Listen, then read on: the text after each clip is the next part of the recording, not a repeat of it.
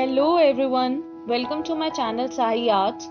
Today in this video, I'll be doing a mural art of Maa Durga on this 12 inches circular MDF board, and I'll be using air dry clay for this, and you will be able to create it by your own as I'll be guiding you through the step-by-step process of it.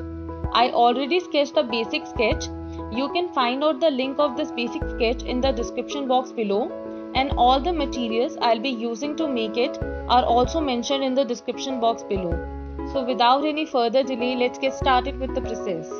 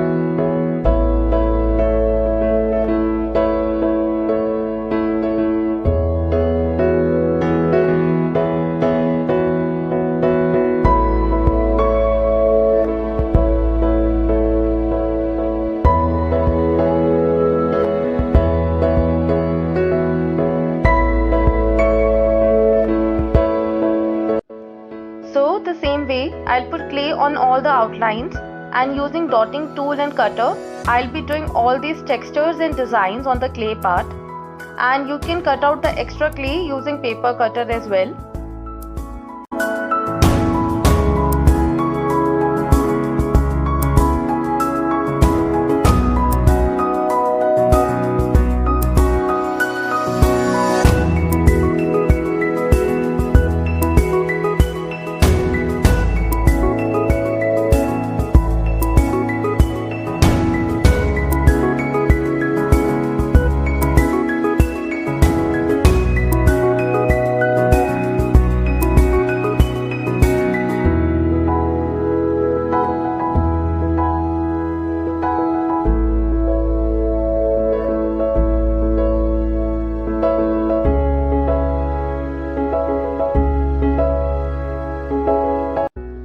Here I am also using my hands to give different shapes to the clay.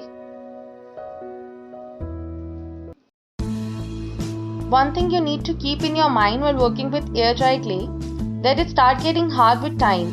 So try to maintain your pace before it gets hard, and try to mix it in small quantities so it doesn't get wasted.